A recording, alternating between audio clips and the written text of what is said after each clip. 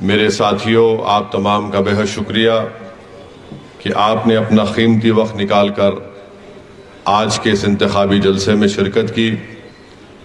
आप तमाम लोग इस चीज़ से बाखबर हैं और वाकिफ़ हैं कि हल्क़ा असम्बली नामपल्ली से मजलिस इत्तेहादुल मुस्लिमीन ने अपने उम्मीदवार जनाब माजिद हुसैन को बनाया और जनाब माजिद हुसैन मजलिस के रुकने बल्दिया भी थे, अभी भी हैं। मजलिस ने उनको शहर हैदराबाद का मेयर बनाया। वो 3 साल तक शहर हैदराबाद की खिदमत की बहैसियत मेयर के, और अब मजलिस ने उनको हल्क़ा असम्बली नामपल्ली की नुमाइंदगी करने के लिए उनको अपना उम्मीदवार बनाया है।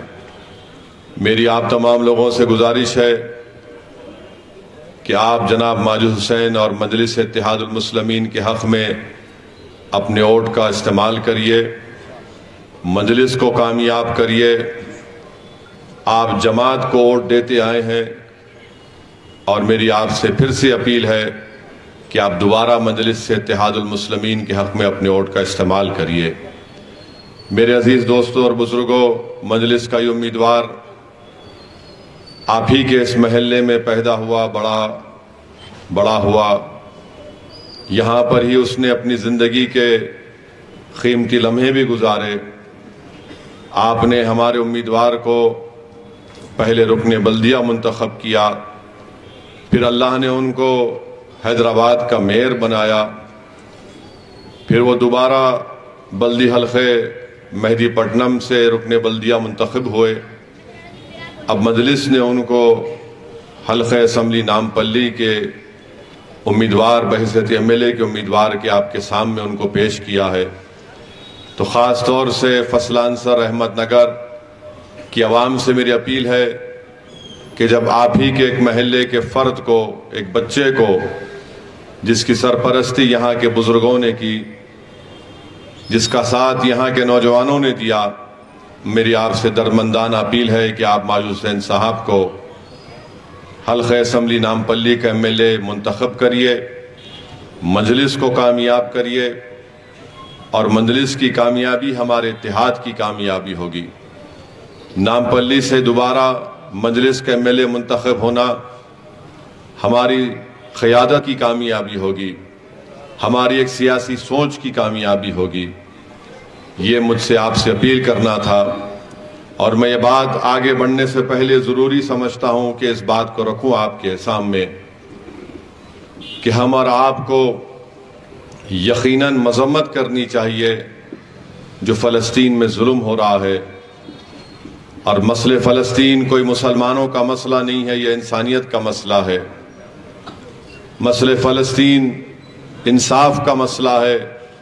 मसले फ़लस्तीन उन मज़लूम फ़लस्तीनियों की जद्दोजहद का एक मसला है जो पिछले 80-90 साल से एक आज़ाद फ़लस्तीन मुमलिकत के लिए कोशिश कर रहे हैं, और इस 75 साल में 1,70,000 से ज़्यादा लोगों ने अपनी जानों को कुर्बान कर दिया। और पिछले चंद हफ्तों में जालिम इजराइल की हुकूमत की तरफ से जो बमबारी की जा रही है, 10,000 से ज़्यादा लोगों की मौत हुई है, जिसमें से 70% लोग मासूम बच्चे हैं और ख़वातीन हैं।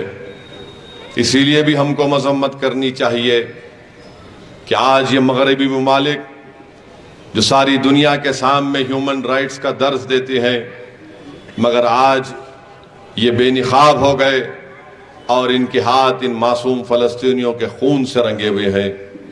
तो हम और आपको बेबस होने की कोई ज़रूरत नहीं है। हमको ये नहीं समझना चाहिए कि हम उस नज़ारों को अपने फ़ोन पर देखकर अपने आप को ये कहने पर मजबूर हो जाएं कि क्या हो रहा है, कोई इनकी मदद करने वाला नहीं है। शैतान यही चाहता है कि आप अपने आप में मायूसी और बेबसी को महसूस करें, मगर जो इस कायनात के बनाने वाले पर तवक्कल करते हैं वो कभी बेबस और मायूस नहीं होते हैं।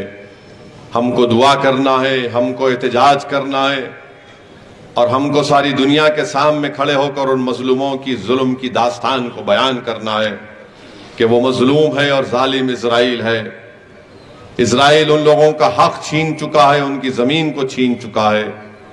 आप अंदाजा लगाइए कि आज इजराइल वहां पर 20 लाख की आबादी पर मुश्तमिल गाजा है। 20 लाख में से 10 लाख लोग आज बेघर हो चुके हैं मेरे भाई। 10,000 बिल्डिंगों को बर्बाद कर चुका है इजराइल। 36 दवाखाने हैं, 16 दवाखाने बर्बाद कर चुका है। 1 लाख फलस्तीनी इजराइल में जाकर रोज काम करते थे, तो इजराइल ने कह दिया कि 1 लाख फलस्तीनियों को हम आकर काम करने नहीं देंगे। उनके पास पीने को पानी नहीं है, बरखी नहीं है, बिजली नहीं है, अस्पताल में ना लाइट है ना दवाएं हैं और बच्चे यतीम पे यतीम हो रहे हैं।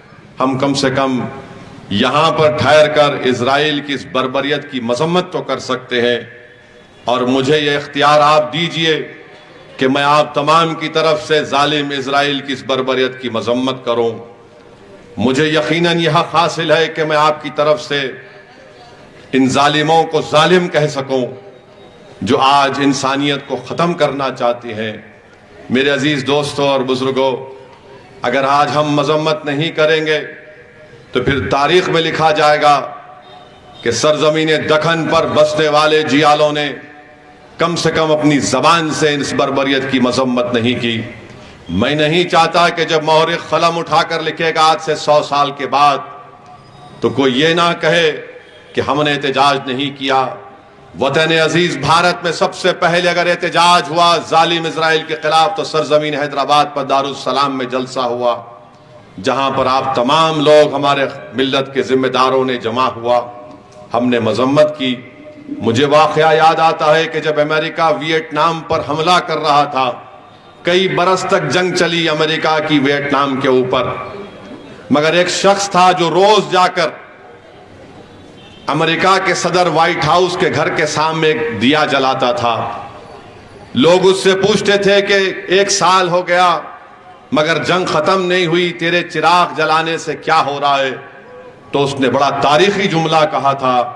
उसने कहा कि मैं ये चिराग इसलिए नहीं जलाता हूं व्हाइट हाउस के सामने जाकर कि मैं दुनिया को दिखाऊं, मैं इसलिए चिराग जलाता हूं व्हाइट हाउस के सामने जाकर कि दुनिया का अगर इंसानियत उनमें मर चुकी है तो मैं कम से कम ये दुनिया को बताना चाहता हूं कि आज एक आदमी में इंसानियत जिंदा है। इसीलिए मैं जाकर व्हाइट हाउस के सामने चिराग जलाता हूं। तो मेरे अजीज दोस्तों और बुजुर्गों, हमको भी मजम्मत करनी चाहिए। बहुत सी सियासी पार्टियां हैं, मीडिया के लोग मुझसे पूछते हैं कि कांग्रेस ये कह रही है कि असदुद्दीन ओवैसी के पास बोलने को कुछ नहीं है, इसलिए असदुद्दीन ओवैसी फलस्तीन के बारे में बोल रहा है। याद रखो कांग्रेस के पागलों, मेरे पास बोलने को बहुत कुछ है। मैं इतना बोल सकता हूं कि तुम्हारे लोग मेरी बातें सुन के गूंगे हो जाएंगे और जवाब भी नहीं दे पाएंगे। दलील के साथ बोलूंगा। मैं तो कांग्रेस के लोग ये कह रहे हैं कि ओवैसी अपने भाषण में ये कहता है, तो तुम कह दो फलस्तीनियों पर जुल्म नहीं हो रहा है। तुम कह दो कि फलस्तीन में 5,000 बच्चे नहीं मारे गए। तुम कह दो कि 50,000 खवातीन जो आज हामिला हैं उनके पास डॉक्टर नहीं है। तुम कह दो कि 4,000 खवातीन का कत्ल नहीं हुआ। तुम कह दो कि 10 लाख लोग बेघर नहीं हुए। ये कोई सियासी मसला नहीं है, ये तो महात्मा गांधी ने कहा था। कांग्रेस महात्मा गांधी को भूल चुकी। कांग्रेस भूल चुकी है कि महात्मा गांधी ने कहा था कि फलस्तीन अरबों की सरजमीन है। कांग्रेस भूल चुकी इंदिरा गांधी के उस बयान को कि जब यासिर अराफात से नॉन अलाइंड मूवमेंट की कॉन्फ्रेंस दिल्ली में हुई थी तो फिदेल कास्ट्रो और यासिर अराफात आए थे, तो किसने कहा था इंदिरा गांधी को ये मेरी बहन है? किसने कहा था कि अराफात, यासिर अराफात मेरा भाई है? हमारे मुल्क की हमेशा ये पॉलिसी रही कि हमने एक अलहदा फलस्तीन मुल्क की तायीद की।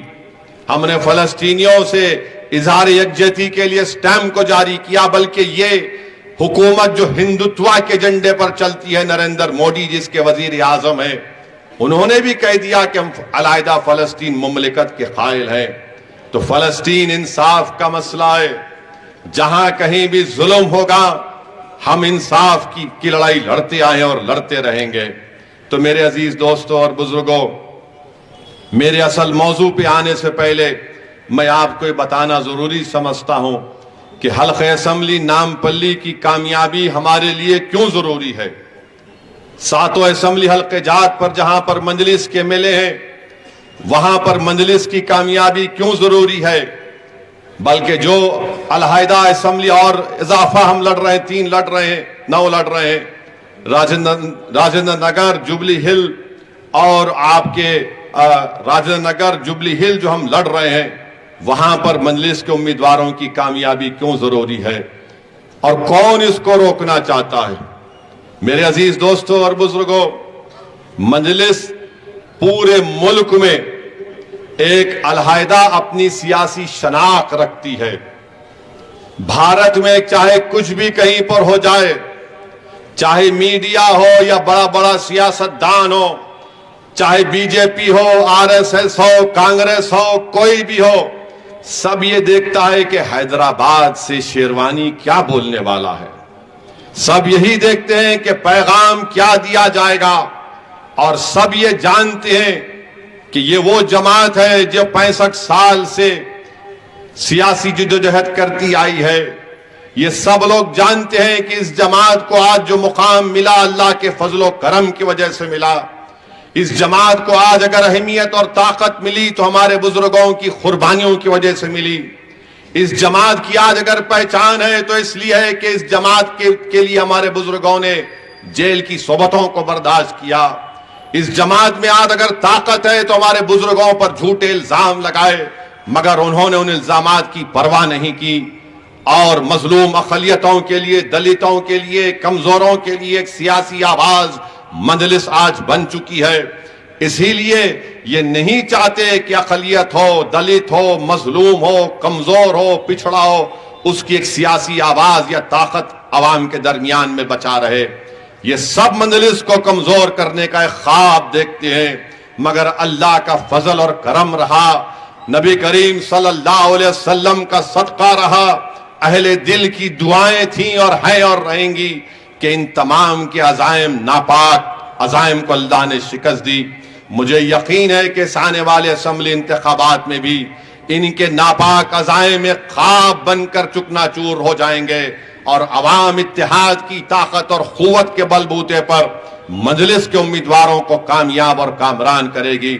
मेरे अजीज दोस्तों और बुजुर्गों, कांग्रेस पार्टी का जो उम्मीदवार है, जो कांग्रेस पार्टी है, बल्कि इनका जो यहां पर एक साहब आए हुए हैं जो अमेठी में इलेक्शन हार गए, अपने बाप दादा नानी का सीट हार गए और हैदराबाद को आकर मजलिस पर इल्जाम लगाते हैं श्रीमान राहुल गांधी, जिनको जनियोधारी कहते हैं कांग्रेस के लोग। तो श्रीमान ने कह दिया कि मजलिस पैसे लेती है। अरे राहुल गांधी, तुम नहीं जानते हमको, हम अपने जमीर का सौदा करने वाले नहीं है, हम अपने ईमान का सौदा करने वाले नहीं है। मगर बताओ राहुल गांधी, तुमने स्मृति ईरानी से कितनी पैसे लिए? तुम इलेक्शन तो हार गए स्मृति ईरानी से, तो स्मृति ईरानी से तुम्हारी क्या डील हुई? मैं तो नहीं लड़ा वहां पर। अब सोच रहा हूं कि अमेठी जाऊं 2024 में, तुम लड़ो तो सही। अरे मैं तो ये खुलकर कहा हूं कि यहां पर आकर इल्जाम लगाने से क्या फायदा। आओ हैदराबाद में मजलिस का मुकाबला हैदराबाद की पार्लियामेंट की सीट से करके दिखाओ मुझसे। तुम यहां वहां जाकर पुकारते हो, हैदराबाद की पार्लियामेंट की सीट पर मुकाबला कर लो प्यारे। तुम अमेठी तो नहीं जाओगे, तुम वायनाड ही जाओगे। अरे छोड़ो वायनाड, अमेठी, हैदराबाद को आओ। और ये जितने लोग इनके पीछे फिर रहे, इनका जिंदाबाद और बाजा बजा रहे, तुम पूरों को ला लो यहां पर। तुम मोदी को भी साथ में ला लो, आरएसएस को भी ला लो, योगी को भी ला लो, अमित शाह को भी ला लो, पूरों को ला लो। मुझे यकीन है कि हैदराबाद की आवाम तुमको शिकस्त देगी। पार्लियामेंट में भी तुम हारोगे, असेंबली के इलेक्शन में भी इंशाअल्लाह ताला तुमको शिकस्त होगी। और ऐसे आदमी को यहां का उम्मीदवार बनाया गया है जो ये कहता है कि हल्के असेंबली के नामपल्ली के मुसलमान तालिबानी माइंडसेट के हैं। यानी यहां के नामपल्ली के जो मुस्लिम अकलियत के लोग हैं तालिबानी माइंडसेट के हैं, फंडामेंटलिस्ट हैं। क्या यही कहा था ना? क्या कहा था उसने? हाँ, फेनेटिक है। अब फेनेटिक के माने क्या है? पागल किस्म के लोग हैं, फेनेटिक है। यहां के पूरे नामपल्ली के बसने वाले मुसलमान फेनेटिक है। अरे भाई साहब, आपको इलेक्शन लड़ना है, आप हार गए, चार मरतबा हार गए, तो हम यहां का नामपल्ली का मुसलमान फेनेटिक है? अरे फेनेटिक की स्पेलिंग तू बोल नहीं सकता, एफ के क्या ना बोलेगा तू, मगर फेनेटिक है। फेनेटिक बोल दिया माने बेइज्जती कर रहा है नामपल्ली के गयूर अवाम की। बोलो कांग्रेस वालों, क्या तुम वोट मांगने आओगे हमारे गली कूचों में? तुम फेनेटिक के घर पे जाके वोट मांगोगे? ये आपको तय करना है। हां, हम में दीवानगी जरूर है, हम में जरूर दीवानगी है। किस लिए है? कि हम जालिम को बर्दाश्त नहीं करते, हम जुल्म को बर्दाश्त नहीं करते, हम गरीबों का हक छीनने वालों को बर्दाश्त नहीं करते। आज इसीलिए नामपल्ली के बसने वाले मुस्लिम अकलियत को ये फेनेटिक कहता है। अब इंशाअल्लाह ताला 30 तारीख को ये फेनेटिक जो कहा गया, अब तुमको पता चलेगा मैजिक क्या होती है। तुमको पता चलेगा 30 तारीख को मैजिक क्या होती है। मगर ये इल्जाम, एक झूठा इल्जाम नामपल्ली की आवाम पर कांग्रेस ने आयद किया है। हार रहे तो बोलो इनको फेनेटिक है, तुम हार रहे तो फेनेटिक है। ये इनकी सोच है। और मैं आपको बताना चाह रहा हूं कि 30 तारीख को आपको मंजलिस को वोट क्यों देना है। कोविड हुआ था, कोविड की 2 वेव हुए थे, पहली वेव और दूसरी वेव। आप जहां तक मेरी बात जा रही है, आप अपने दिल पर हाथ रखकर मेरी इस बात को सोचिए मेरे अजीज दोस्तों, मेरी इज्जतदार मां और बहनों। जब कोविड में कर्फ्यू लग गया था, लोग इतना परेशान थे कि हर घर में एक आदमी या 2 आदमी इंसानों की मौत हो रही थी। बिला लिहाज हिंदू भी मर रहा था, मुसलमान, दलित, बैकवर्ड क्लास सब मर रहे थे। अस्पतालों में बेड नहीं मिल रहा था। आप खुद सोचिए कि मंजलिस इत्तेहादुल मुस्लिमीन थी, एमआईएम पार्टी, जिसके अराकीन ने बल दिया। हल्के असेंबली नामपल्ली में अगर फोन आता कि हमको ऑक्सीजन सिलेंडर चाहिए, तो मैं शुक्रिया अदा करना चाहूंगा खास तौर से हमारे जफर कॉरपोरेटर का, हमारे लाल टेकरी के आरिफ साहब का, विजयनगर के कासिम का, माजिद हुसैन का। ये लोग अपनी गाड़ियों में मोटरसाइकिल पर ऑक्सीजन रख के जो फोन आता था उनके घर तक फ्री में पहुंचाते थे। ऑक्सीजन का सिलेंडर खत्म होता तो उसको रिफिल करके पहुंचाते थे। एक नहीं 1200 ऑक्सीजन के सिलेंडर मजलिस इत्तेहादुल मुस्लिमीन ने कोविड के दौरान गरीबों के घर तक पहुंचाया। फिर किसी ने आकर मुझसे कहा कि सिलेंडर काम नहीं आ रहा, ऑक्सीजन कॉन्सेंट्रेटर मंगाओ। तो बर्तानिया से ऑक्सीजन कॉन्सेंट्रेटर हम मंगाए, 60 ऑक्सीजन कॉन्सेंट्रेटर मंगाए, करीब 70 लाख रुपए मजलिस ने दिए। सबको फ्री में ऑक्सीजन कॉन्सेंट्रेटर हमने खिदमत करने की कोशिश की। मेरे भाई, ये कहां थे कांग्रेस के लोग? अरे हमको फेनेटिक बोलने वाले तुम कहां थे बताओ? कांग्रेस का कोई नेता लीडर नजर नहीं आ रहा था। वो अपनी जान बचाने की फिक्र में थे, अपनी जात को, अपने घर को बचाने की फिक्र में थे। और मंजलिस का एक अदना रुकन ये चाह रहा था कि मैं मर भी जाऊं तो परवाह नहीं, मगर एक आवाम की जिम्मेदारी मुझ पर है, मैं पहुंचूंगा, जो कोविड का मरीज है उसके घर को ले जाके ऑक्सीजन सिलेंडर दूंगा। मेरे कई रुकने बल दिया, एक नहीं 2 मरतबा उनको कोविड हो गया। 10 दिन के बाद आते, मैं बोला मियां आराम करो। नहीं साहब, अब अच्छा हूं, जाऊंगा मैं। सिलेंडर ले जाकर पहुंचाते थे। फोन आता था कि बेड होना, तो रात रात भर मैं, हमारे जाफर हुसैन मेराज अल्लाह उनको अच्छा रखे, जो याकूतपुरे के उम्मीदवार, माजिद हुसैन, हम लोग दवाखाने गवर्नमेंट के पूछते, गांधी में, उस्मानिया में, ये हाईटेक सिटी के पास एक बिल्डिंग में नया दवाखाना खोला गया था कि कहां पर बेड मिल सकता है। लोग मर रहे थे सौों की तादाद में, बल्कि मैं तो कहूंगा उससे बड़ा नंबर लोगों की मौत हुई। कब्रस्तान में लोग बोले नहीं नहीं हमारे कब्रस्तान में दफनाना नहीं, कोविड का पेशेंट है। मंजलिस क्या करी बोलते ना, मैं बता रहा हूं आपको। आंध्र प्रदेश में एक मुफ्ती साहब का इंतकाल हुआ। वहां के लोगों ने, शायद गुंटूर या विजयवाड़ा के, वहां के लोगों ने मुझे फोन करके कहा, असद साहब मुफ्ती साहब है, इंतकाल हो गया। और वहां की हुकूमत जगन मोहन रेड्डी ये चाहती है कि इनको तदफीन ना हो, इनको जला दिया जाए। मैं जगन मोहन रेड्डी से बात किया, हमारे यहां के चीफ मिनिस्टर से बात किया, और मैंने कहा कि साहब लोग मर रहे हैं, तो कम से कम आप ये करिए कि उनके मजहब के मुताबिक उनका अंतिम संस्कार या उनकी आखिरी तरीके से हो। केसीआर ने कहा कि असद भाई बोलो क्या करना। मैं दौड़ा मुफ्तियों के पास, मौलाना खालिद सैफुल्लाह रहमानी के पास, मैं गया मुफ्ती खलील अहमद के पास, मैं गया मुफ्ती गयास साहब के पास, उनसे फोन पे राबता भी किया। मैंने कहा कैसा कर सकते हैं, तो इन तीनों उलेमाओं ने मुझसे कहा कि तरीका यह है कि आप गवर्नमेंट के अस्पताल से जब मरने वाले की लाश दी जाती है, उनसे कहिए कि वहीं पर उसको पानी से धो दे, एक सफेद कपड़े में लपेट दे, और फिर जिस किसी मजहब के लिहाज से वो अपने तरीके से या तदफीन करना चाहते हैं, जलाना चाहते हैं, उनको हवाले करें और 2 लोगों की इजाजत दें। मैंने कहा मौल साहब नमाज जनाजा क्या होगी, तो बोले कब्रस्तान को लिख जाओ मियाँ, 2 लोग काफी है, पढ़ लो।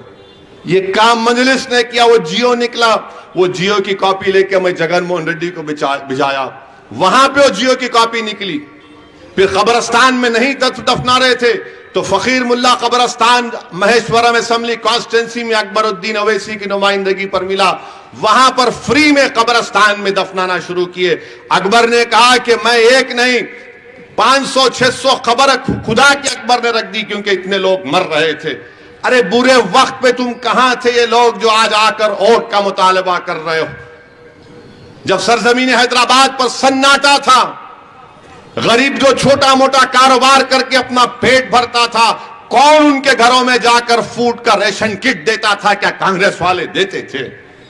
क्या बीजेपी नजर आई आपको? सब अपनी चमड़ी बचाने पर थे, सब अपनी जानों को बचाना चाहते थे। मंजलिस अवाम के दरमियान में थी, बुरे वक्त में मंजलिस अवाम के दरमियान में थी। अब इलेक्शन आया तो हर कोई आके बोला मैं दूल्हे भाई की तलवार हूं,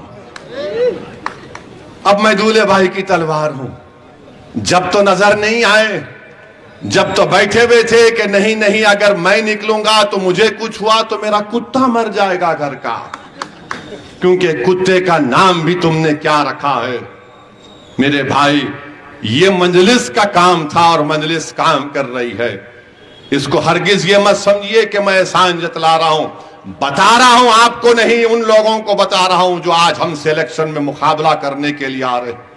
जो बात करेगी बोलते मजलिस भड़काऊ भाषण देती, मजलिस हिंदू मुस्लिम करती। अरे कोविड के दौरान में कौन हिंदू कौन मुसलमान था?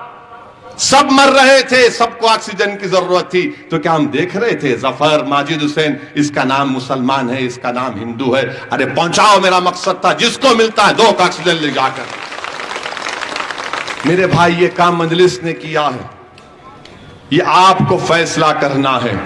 और फिर अब इलेक्शन आ गया तो आजकल फैशन बना हुआ है, ला रे मियाँ एक 4 वाइट शर्ट ला ले, जरा पहन के निकलना है। ऐसा दिखता है कि दूल्हे की शेरवानी बना के निकल रहे, एक 4 वाइट शर्ट ला लिए, मैं आ गया अस्सलाम वालेकुम। क्या है ये? मजाक है ये? सियासत ये नहीं है, अवाम की खिदमत ये नहीं होती है। बस मालूम हो गया 6 महीने इलेक्शन को निकलना शुरू हो जाती। हल्लू एक फेसबुक लाइव में करा, वहां पे कुछ बोल दिए। मजलिस साल के 12 महीने, हफ्ते में 7 दिन, जिसमें से 6 दिन दारुस्सलाम में बैठकर आवाम की खिदमत की जाती है। असेंबली में लड़ती है मजलिस, आपके हक के लिए, आपके हुकूक के लिए। आज मजलिस को इसी वजह से आपका इत्मीनान और आपकी मदद मिलती है। तो मेरे अजीज दोस्तों और बुजुर्गों, मेरी आपसे गुजारिश है कि आप मजलिस के हक में अपने वोट का इस्तेमाल करिए। और हमको कहा जाता है कि हम फिरका परस्त हैं। मैं पूछना चाहता हूं कांग्रेस के लोगों से, मध्य प्रदेश में कमलनाथ इनका साबिका चीफ मिनिस्टर है, अब चीफ मिनिस्टर बन सकता है मध्य प्रदेश में।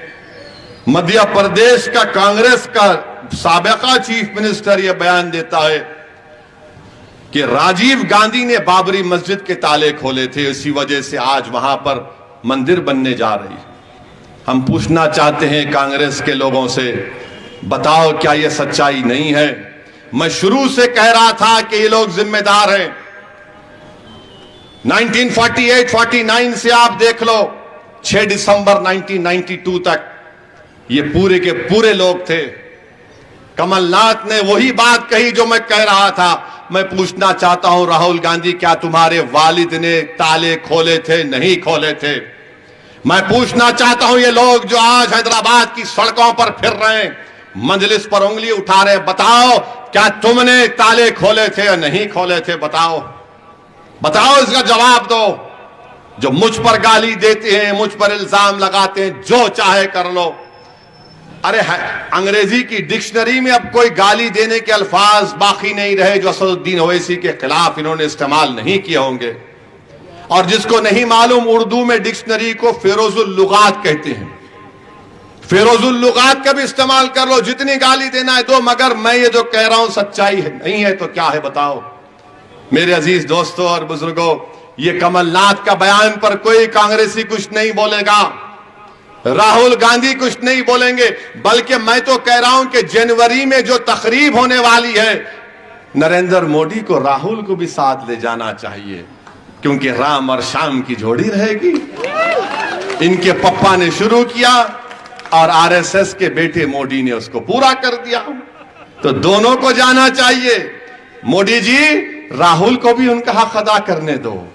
आप दोनों जाइए, आप दोनों एक हैं, आप दोनों में कोई फर्क नहीं है। एक जरा ज्यादा गुस्से में बोलता, एक जरा फिरा फिरा के अंग्रेजी में, हिंदी में बोलता बेचारा। अब हिंदी उर्दू में बोलने के लिए हिज्जे करना पड़ता उनको। हिज्जे करने के माने मालूम आपको? हिज्जे करना किसको बोलते? हिज्जे करना ऐसा है, अब यहां लिख दिए, असदुद्दीन ओवैसी टेक्स मनी, तो उन्होंने हिज्जे करके बोलते असदुद्दीन, हिज्जे करके बोलते, उसको हिज्जे करना बोलते। लिख के दिए तो भी देख के नहीं बोल सकते बेचारे। आम का त्रिपुरा का इलेक्शन लड़े, नहीं लड़े जाके, ऐसा बोल रहे कि नहीं मालूम क्या हुआ, नहीं मालूम, ऐसा चीख मार इन्हों लड़े। आसाम, मेरे को आसाम से फोन आया एक मौलाना का, ए भाई तुम आसाम का इलेक्शन नहीं लड़े, ये बोल रहा है। मैं आऊंगा फिर, अब बोले तू आजा, अब तो जवाब देंगे इनको हम। त्रिपुरा का नहीं लड़े, नहीं मैं त्रिपुरा जिंदगी में नहीं गया, नहीं त्रिपुरा का इलेक्शन लड़े, नहीं मालूम क्या खा के आते, क्या सूंघ के आते, नहीं मालूम मेरे को। अब कल से मोदी साहब आएंगे, स्टीयरिंग ओवैसी के हाथ में है भाइयों बहनों। उसके बाद उनके छोटे भाई आएंगे राहुल, बी टीम है, बी टीम है। ऐसा नजर आता है कि मोदी और राहुल को ख्वाब में खाली मैं ही दिखता हूं, दूसरे को नजर ही नहीं आते उनको। स्टीयरिंग इनके हाथ में है, बी टीम मैं हूं। अब वो बेचारे हमारे मामू परेशान, अरे मेरी गाड़ी में इसके हाथ में कैसा स्टीयरिंग आ गया रे भाई। आपको मालूम कैसा चलाते अपन गलियों में? मामू परेशान है, इसके हाथ में आए तो उन्हें किधर किधर से कट मार के निकल जाता, नहीं मालूम, भी डरते। अब इन स्टीयरिंग मेरे हाथ में है, अमित शाह आते चीखा मार मार उनके हाथ में है। अब इन आए बी टीम। तो बहरहाल मेरे अजीज दोस्तों और बुजुर्गों, ये इनका तरीक़ेकार है। 28 दिसंबर तक यही पुकारने वाले हैं। मैं आपसे भी अपील कर रहा हूं, दिल पे मत लो, गुर्दे पे ले लो, टेंशन मत लो, वोट डालो पतंग के निशान पर। आप निकल कर वोट डालिए। और ये लोग क्या कर रहे थे? ये करना चाह रहे थे कि हमारे गैर मुस्लिम भाई बहन को, दलितों को, बैकवर्ड क्लास को पैगाम दे रहे थे मजलिस तुम्हारी दुश्मन है। मगर 5 साल में हमारे कॉरपोरेटर्स, हमारे जाफर हुसैन मेराज हमारे दलित भाइयों की बस्ती में गए, उनसे पूछे काम क्या है, काम उनका काम कराए। हमारे दलित बंधु की स्कीम आए तो बोले लो भाई तुम्हारा नाम बोलो लिख जाओ, उनको दलित बंधु में उनका काम किए। आज लोग देख रहे हैं कि आज मजलिस के ऊपर जो इल्जाम लगाते थे वो झूठे इल्जामात हैं, इसीलिए बौखलाहट का शिकार हो चुके हैं। मेरे अजीज दोस्तों और बुजुर्गों, इनकी तकारीर में कभी आप नहीं सुनेंगे कि मजलिस के खिलाफ नहीं बोलेंगे असदुद्दीन असदुद्दीन असदुद्दीन असदुद्दीन, खाली एक ही तस्बीह पढ़ते असदुद्दीन असदुद्दीन। कभी तुम ये भी तो बताओ कि तुमने क्या किया। तुमने भी तो वोट लिया ना कांग्रेस पार्टी, तुम कभी चिरंजीवी की पार्टी से वोट लिए, तो कभी तुम नायडू और बीजेपी के साथ थे, फिर तुम अब कांग्रेस के साथ आए। बताओ तुमने नामपल्ली के लिए क्या किया। बोलेंगे हम क्या किए, इनू है, हम वो करेंगे, ऐसा करेंगे। कुछ नहीं करना चाहते, सिर्फ बर्बादी लाना चाहते हैं। आप इनकी सोच, इनकी जहनियत देख लीजिए।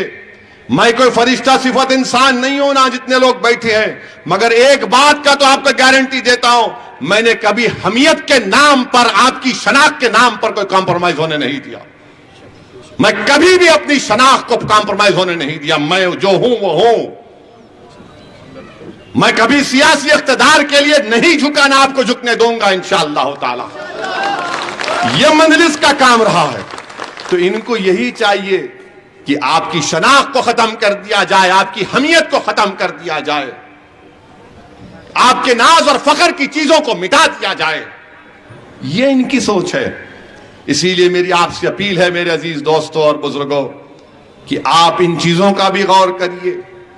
डेवलपमेंट का काम आप देखिए कि जिस जलसेगाह में, अतराफ में, वजीर रेजिडेंसी में, वीडीसीसी रोड श्री राम नगर में 50 लाख की डाली गई। कांग्रेस वाले बोलेंगे ना इस बारे में। अल शुकूर बंजारा होटल 1 करोड़ 1 करोड़ की वीडीसीसी रोड। इरखान की दुकान 27 लाख की सीसी रोड पड़ी। आपको मालूम इरखान हुआ तो क्या होता मालूम? पीला दिखता, पीला पीला दिखता। वैसी छे इनका हाल, कुछ भी नहीं दिखता है इनको, कुछ भी नहीं दिखता है। लोगों को इरखान हो गया, लोगों को मजलिस का नफरत में इरखान हो गया इनको। फिर मस्जिद आयशा के पास 10 लाख की सीसी रोड। ये माइक्रो फोटो स्टूडियो के अतराफ में 10 लाख 55 लाख की सीसी रोड। फिर समोसे की बंडी आयशा मस्जिद के पास 20 लाख की पानी की लाइन। खादरिया मस्जिद के पिछले हिस्से में श्री राम नगर में 14 लाख की एक पानी की लाइन। आरिफ जिराक शॉप मेविन अपार्टमेंट के पास 22 लाख की एक पानी की लाइन। और करीब और बहुत से काम चल रहे हैं। फिर ऊपर सैयद नगर में एक 57 करोड़ का बलकापुर के नाले का काम चल रहा है, मदीना मस्जिद से कब्रस्तान तक। वो काम जेर दौरान है, थोड़ा स्लो चल रहा। ये प्लान है मजलिस का। और यहां पर बस सर्विस शुरू करना है और तेज करना है। कई शिकायतें हैं, तो इंशाअल्लाह ताला ये मजलिस का प्रोग्राम है। और माजिद हुसैन के बारे में आपको बताना चाहूंगा कि यह शख्स आपके लिए मर मिटने वाला है। इस शख्स में, इस नौजवान में गरीबों के लिए, कमजोरों के लिए कूट कूट के उनकी तकलीफ और उनकी दर्द को महसूस करता है। ये मैं इसलिए कह रहा हूं कि हमारे बड़े लोग बोलते हैं कि किसी की फितरत को पहचानना है तो सफर करके देखो उसके साथ, बोलते ना, या घर बसा के देखो या सफर करके देखो। अब उन्होंने घर बसा लिए, उन्होंने नहीं बसाए, समझे ना? हाँ, तो इन्होंने घर बसा लिए माशाल्लाह। सफर में इनके साथ, ये मेरे साथ कर चुके हैं, मैं देखा हूं उनको। इनको एक ही बुरी आदत है, फूकने की। अल्लाह करे वो भी छूट जाए। छुप छुप के फूकते। मैं उनसे कह रहा हूं कि बाबू फूकना छोड़ो, सफर में सब मालूम हो जाता। आप सफर करो किसी के साथ 3-4 दिन, मेरे बारे में उनको मालूम होगा मैं क्या करता हूँ, कैसा हूँ, क्या हूँ। नहीं बोल रहे होंगे शर्मा के या डर के कि आइंदा टिकट देते कि नहीं देते कि 2800 करके। मगर मैं इस पोजीशन में हूं तो बोल सकता हूं, फूकना छोड़ना चाहिए इनको। और जितने लोग फूकते उनको भी फूकना छोड़ना चाहिए। फूकना अच्छा नहीं है, अच्छी सेहत के लिए, फेफड़ों के लिए अच्छी चीज नहीं है। बीमार पड़ गए तो फिर लेके जाता आपको नीचे तक उन्हें। तो बहरहाल इनके साथ सफर किया हूं और इनके पास एक दिल है, इंसानियत है, जज्बा है, तड़प है। मैंने इस शख्स को कई बार रोते हुए देखा बिहार में। और क्यों रोने की वजह क्या थी कि साहब इलेक्शन में क्या होगा साहब। बिहार जा जाकर माजिद काम किए, सीमांचल की वो जमीन पर, सल्लाख जमीन पर खुद जा जाकर वहां पर काम किए अपनी मजलिस के जिम्मेदारों के साथ। तो मेरे अजीज दोस्तों और बुजुर्गों, जो आपकी खिदमत करने का एक जज्बा रखता है, जो तड़प है, और मजलिस की यही सोच है कि मजलिस जिस किसी को भी टिकट देती, मैं उनसे यही कहता हूं कि भाई आप कुछ भी होंगे मगर गरीबों की तकलीफ को, कमजोरों की तकलीफ को अपने सीने में महसूस करो, उनकी तकलीफ को समझो। आप, हम कोई फरिश्ता सिफत इंसान नहीं है, हम में बहुत कमजोरियां हैं। मगर जब आपके पास एक खबर पहुंचती है, कोई आपके पास गरीब आता है, अपनी फरियाद लेकर आता है, कोई फोन करता है, तो भाई कुछ करो, मदद करने की कोशिश करो। मेरे अजीज दोस्तों और बुजुर्गों, मेरी आपसे अदबन गुजारिश है कि 30 नवंबर के दिन अपना एक एक वोट पतंग के निशान पर बटन दबाइए, एक एक वोट का इस्तेमाल करिए। ये इनकी कोशिश एक ही है। यहां पर बीजेपी, कांग्रेस सब मिलकर मुकाबला कर रहे हैं। यहां पर बीजेपी और कांग्रेस मिलकर मुकाबला कर रहे हैं। मैं जानता हूं क्या क्या चीजें हो रही हैं, मगर मुझे मालूम कि वो अपनी साजिश में नाकाम साबित होंगे। इंशाअल्लाह ताला वो अपने नापाक अज़ाइम में अल्लाह उनको शिकस्त देगा। मुझे यकीन है कि अल्लाह आपके दिलों में मजलिस की मोहब्बत को और मजबूत करेगा। मुझे यकीन है कि जमात को आपके बुजुर्गों ने अपने खून पसीने से सींचा और उसको मजबूत किया। मुझे यकीन है कि आप जो हमारे बुजुर्गों के जानशीन हैं, आप उसको और मजबूत करेंगे। मेरे भाई, बहुत सी बातें हैं, मगर अभी इलेक्शन शुरू हुआ है, मगर इसका जवाब हम देते रहेंगे। मगर आपसे गुजारिश है कि अपना पोलिंग परसेंटेज बढ़ाइए, अपना पोलिंग परसेंटेज बढ़ाइए। आप हरगिज ये मत समझिए अरे मियाँ ये जीत रहे, क्या फायदा। नहीं मेरे भाई, आपको वोट देना है, भारी अक्सरियत से आपको कामयाब करना है। पहले से ज्यादा रिकॉर्ड वोटों की तादाद से मजलिस को आपको यहां पर कामयाब करना है। बल्कि मैं तो आपसे कह रहा हूं कि सिर्फ जमात को देखो, आप ना सदुद्दीन को देखो, ना माजिद को देखो, ना किसी को देखो, ये जमात आपकी है मेरे भाई। मुझे नहीं मालूम कि मैं इस दुनिया में कब तक रहूंगा या आप कब तक रहेंगे, मगर याद रखो जमात तो रहेगी इंशाअल्लाह ताला। अगर जमात रहेगी तो हम सबका फायदा है, हम सबका फायदा है। अगर आज असद को कोई इज्जत मिली तो जमात से मिली, अल्लाह के फजलो करम से मिली। मुझे इसलिए नहीं मिली कि मैं सलाहुद्दीन अवैसी जैसे कद्दावर कायद का बेटा हूं। मुझे पहचान अगर मिली तो अल्लाह के फजलो करम से, नबी करीम सल्लल्लाहु अलैहि वसल्लम के सदक़े की वजह से और मजलिस की वजह से मिली। अगर आज मुझसे दुश्मनी कोई करता है तो इसलिए करता है कि मजलिस की वजह से एक मजलिस का सिपाही है। अगर आज मेरी गाड़ियों पर गोलियां चलाई जाती हैं तो इसलिए चलाई जाती हैं कि मजलिस का कादिम है। वो ये समझते हैं कि मेरी आवाज को खत्म करने से मजलिस को नुकसान होगा। अरे जालिमो, तुम फिर से चलाओ गोली, मैं मरने को तैयार हूं मेरी जमात के लिए। मगर मैं मर भी जाऊंगा तो जमात आबाद रहेगी। मैं जिंदगी में दुनिया में आया हूं तो जाने के लिए तैयार हूं। मैं मौत से कभी नहीं डरा, ना कभी डरूंगा, मगर मुझे जमात की फिक्र थी और हमेशा रहेगी। हम अपनी जिंदगी में जो कुछ वक्त अब तक अल्लाह ने मुझे दिया है और आइंदा भी देगा, उसका एक एक लम्हा मेरी एक ही फिक्र होती कि मेरी जमात को कैसा मजबूत किया जाए। मुझे एक ही चीज का डर होता है कि हशर के मैदान में जब तमाम लोग खड़े होंगे तो मैं क्या जवाब दूंगा उन बुजुर्गों को जिन्होंने नहीं मालूम क्या क्या इस मजलिस के लिए किया होगा। शायद नौजवान नहीं जानते, ये जो यहां पर ईदगाह का ग्राउंड है, इसको बचाने के लिए कौन सबसे पहले तहरीक शुरू किया था मालूम आपको? बुजुर्गों को मालूम होगा, मरहूम इस्माइल जबी साहब। वहां पर आकर इस्माइल जबी साहब सो गए थे, कई कई दिन तक सो गए थे उस ईदगाह को बचाने के लिए। ये मजलिस के इस्माइल जबी साहब थे रहमतुल्लाह अलैह, अल्लाह उनकी मग़फ़िरत करे। मेरे अजीज दोस्तों और बुजुर्गों, ये आपकी जमात है, ये आपकी आवाज है। आप सिर्फ जमात के नाम पर मजलिस का कोड दीजिए। शख्सियतें आएंगी और चले जाएंगी। असदुद्दीन ओवैसी भी इस मट्ठी में घुल जाएगा, मगर जमात को मजबूत रखिए। इल्जामात लगते रहेंगे, बहुत बातें की जाएंगी मेरे बारे में। आ रहे हैं मोदी जी और ये भी आएंगे, सब लोग सिर्फ एक ही दीवाने का नाम लेंगे। मैं सबके लिए लैला हूं, सब मुझसे मोहब्बत करते हैं, मगर कोई फर्क नहीं पड़ता। जितना बोलना चाहे बोल लो। अखबारात में बहुत गलत बातें लिखी जाती हैं, झूठे बातें लिख दी जाती हैं। आज दिन भर से न्यूज चल रही, मुमताज खान जा रहे, अरे पठान का बच्चा है, वो नहीं जाने वाला है, ये दूसरा जाएगा। जा रहे, मेरे को मीडिया वाले बोल रहे, मैं क्यों, आपको कैसा मालूम?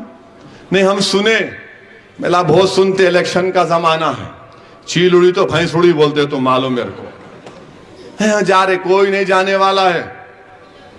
मुझे यकीन है कि सब अफवाहें फैलाई जाएंगी, कुछ होने वाला नहीं है। दुश्मनों की एक चाल है, अब बैठ के कुछ एक छोड़ दो सोचा, अब अपने लोग 2 घंटे, क्या साहब कुछ ऐसा है क्या? अरे मैं बोला भाई साहब कुछ होगा नहीं, कुछ भी नहीं। अच्छा फिर हमारे ये जो कांग्रेस के बीजेपी के लोग हैं, आप जो है ये नाम दिए और आपके साथ में आप 6 हलकों का नाम दे दिए। एक बहादुरपुरा बाकी है, जुबली हिल बाकी है, राजेंद्र बाकी है, आप किसको देंगे? मैं बोला मेरी मर्जी, पार्टी का फैसला होगा। नहीं, आप अभी तक इसमें खवातीन को नहीं दिए। मैं बोला मेरे पास वुमेन कारपोरेटर है, मोहतरमा यास्मीन सुल्ताना साहिबा हमारे साबिका बल्दिया भी है, देंगे उनको इंशाल्लाह, एक वक्त आएगा तो बराबर देंगे। हमारे भाई की बेटी सैयदा फलक भी तकरीर किए, बोला वक्त आएगा सबको आएगा।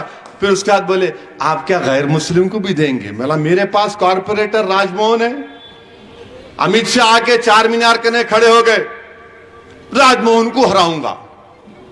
योगी आए यूपी से, 4 घंटे सदका फिरे पुराने शहर में, राजमोहन भी जीता, हमारा स्वामी यादव भी जीता कारवान का।